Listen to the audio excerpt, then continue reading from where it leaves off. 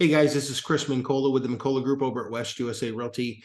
And I'm kind of doing a second little update here this week on where we are on rates and what we know from the Fed, and also what's going on with the housing market in general in the Phoenix area and across the country. So some really good news again, once again. Um, here again, I kind of gave this in another video. This one will be super quick though, but it basically is this.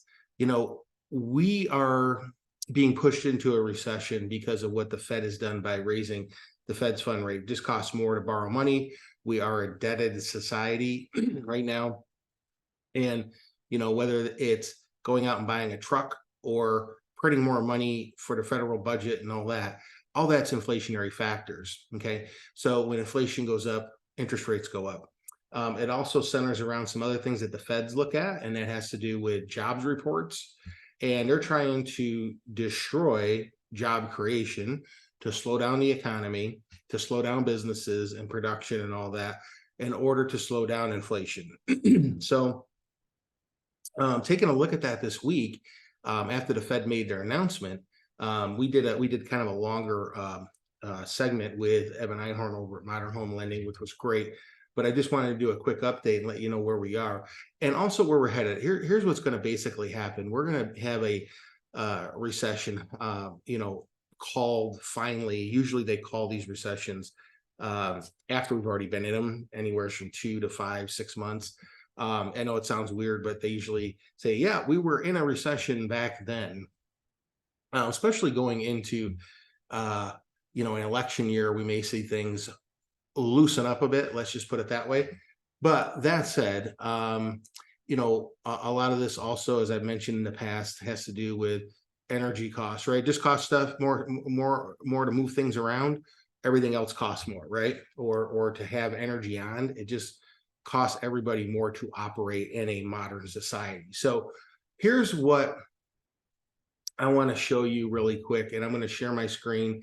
And this is going to be the good news. So the forecast I'm going to give you is whoops, didn't mean to have that on there. We are going into a recession, okay, or we're already in a recession. The economy slowed down, so we're seeing, jobs aren't being created quite as quickly as they might have thought they would. And the seasonal stuff is caught up. All the playing around with the numbers and everything's caught up. And this was the payroll information that we had most recently. That also led the Fed, along with the changes in all the other current GDP and all the other growth factors, along with where they see inflation and where they see the economy in general, to hold rates steady. Okay. And upgrades assessment of economic growth. So they're finally catching up with the fact that what we've already been saying is a lot of this job stuff that we've been hearing, oh, it's been so great, it's so wonderful. Well, we've got people in more debt than they've ever been in. We've got a lot of people cutting back on hiring. We've got about an overall 30-minute reduction in overall hours. Okay. And a lot of this stuff was seasonal that they kept throwing into the mix on these numbers. So for the jobs numbers, that was a big thing. Okay, I think the month prior we had about triple those numbers, even with the inflated numbers that we were seeing with the seasonal stuff and all that. So then we have one of the other factors that always comes into play is the 10-year Treasury. That's kind of what kind of everything revolves around in reality. And that right now is around a 3-point difference with where the average retail mortgage rate would be. We talked about this with Evan Einhorn in our a couple days ago in our earlier market update, and what the difference is between the retail and the wholesale market when it comes to mortgages, what it costs you to buy a home. And he's more in a wholesale market. So when you see these numbers, like over here where it says 7.2 0.38, which obviously is a huge drop off just in the last few days, right? Remember, we were up to 8% just a few days ago, within the last week. We see this drop off, like a cliff, right? Well, that has to do with the Fed putting the brakes on raising these rates to basically borrow money, okay, in general. So it has an indirect effect on the mortgage market, but suffice to say, it helps us out, okay, in the fact that they see people aren't hiring as much as they were, and maybe unemployment claims are starting to go up. So they're like, okay, we did our job, even though they were late to the party and should have, took care of inflation a lot sooner and everything. We are where we are, and now we're seeing, things starting to taper off from that cause and effect, right? So they come out, they say, okay, we're putting the brakes on raising that, and everybody, in the bond market and stuff's like has a little bit of, a sigh of relief. And we see that, these were up around 5, or a little over 5 actually, and now we're at 4.5, which means your mortgage rate's going to drop, okay? And then Cromford here locally in the Phoenix market, as we've been talking about, is saying, right now, on their index, 90 to 110 is a balanced range market. Below 90 on this index is below 90 is a buyer's market. Over 110 is a seller's market. So we're in a very mild seller's market. But this number just a few weeks ago, or a couple of months back, was, in the around 160, so it's been dropping a little bit every few days and weeks as we've been going along. And that means that we will probably be in a balanced market here in the Phoenix area, which is, again, it's kind of like a normal market, guys. It's nothing, crazy, but we're in a normal market. And what's going to happen is people are just, we're probably not, this doesn't mean we're going to see 3% rates anytime soon, but the point being is the rates are going to drop a little bit, and people are kind of be used to this, these rates at around, in the 6s or 7 here soon over the next 2, 3, 4 months, as we get done with the holidays. And they're like, okay, I'm done waiting. I've got to move. I don't see prices coming down. Maybe they were kind of stagnant around the holidays, and they kind of stagnated for an extra month because rates went up to 8% and everybody was like, whoa. But the inventory still overall is low, okay, even though things aren't moving as fast as they once were. I'm seeing that the writing on the wall, though, is after the holidays, people are going to come to the realization that we head into a recession, interest rates come down.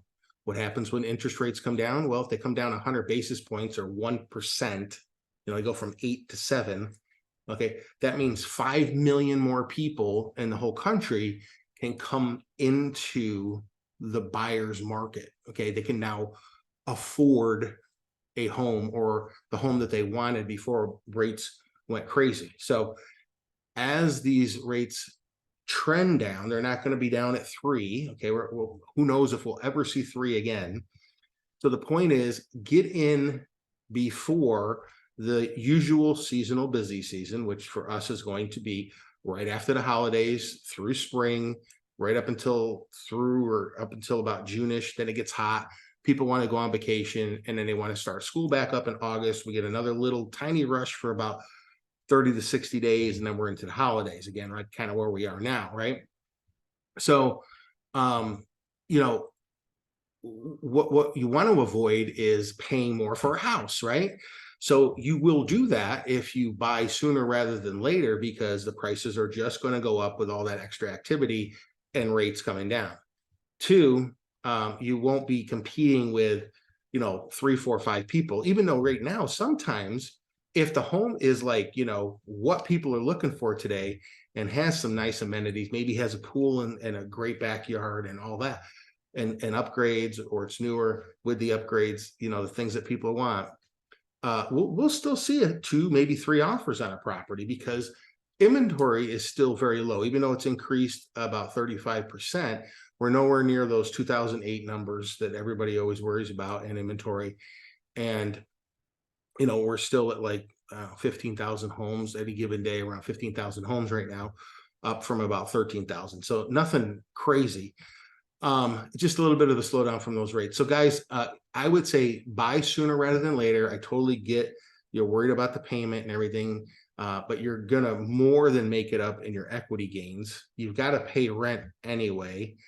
You might as well be paying yourself in a forced savings, like we went over with Evan in our our meeting and our video earlier this week, and get ahead of the curve before the prices go up and you're competing with everybody else, and we start seeing a faster rise. I'm predicting, again, 2 to 3, 4 months max, we're going to see a little bit of a rush to market, okay, as rates trend down.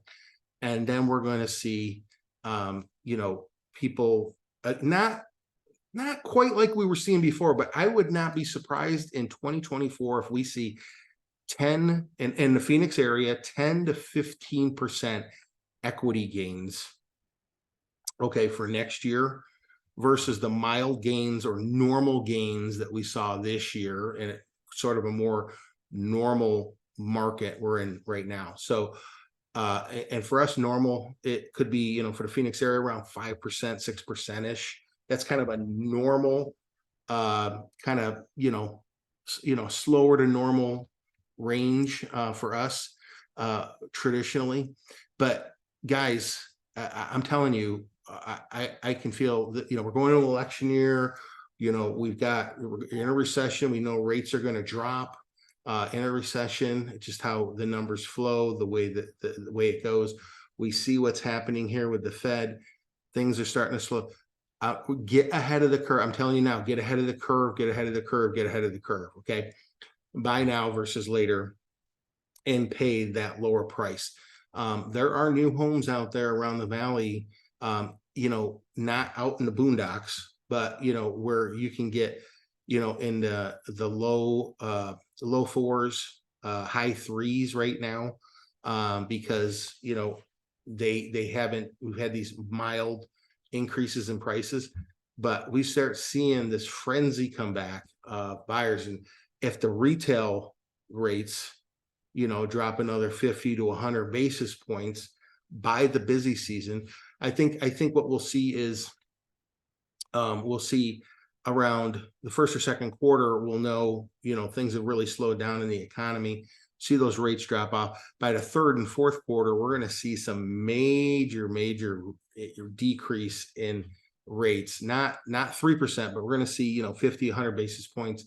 I would not be surprised if the retail market sees, again, in the sixes, possibly, mid fives by the end of next year. And for the wholesale market, always figure, it seems like we're coming out around 50, maybe 100 basis point difference. So right now you can get those rates. And on brand new homes, not every builder, but a lot of builders are offering, I've seen as low as 3.9% interest rates on buy downs that they are offering you for their seller concessions, or to buyers on the sale of their homes. I've seen, some of them are offering a little bit higher than that, but they're all offering something right now. So take advantage of that. You want to buy a brand new home, you can get a very low interest rate right now. For a lot of sellers right now, we could get a lot of closing costs. We could get those buy down programs where in your first or second year, you're already getting those lower rates of 4, 5, 6% over the first 2 to 3 years. So, and you can always refinance out of those programs at no out-of-pocket cost. So I'm just trying to tell you, get ahead of the curve now, because it is going to be the new norm that rates are going to be higher than they were during the craze. But we're still going to see, as rates drop, a crazy return to the market and a very good equity gain for sellers. So let's talk. I would love to be able to go over the details, see if the numbers make sense for you, and we could kind of break it down on, the minimal savings on the rate versus the equity gain, and moving on to what you need to do next with the properties. So anyways, let's talk soon, guys. Thanks. We'll see you.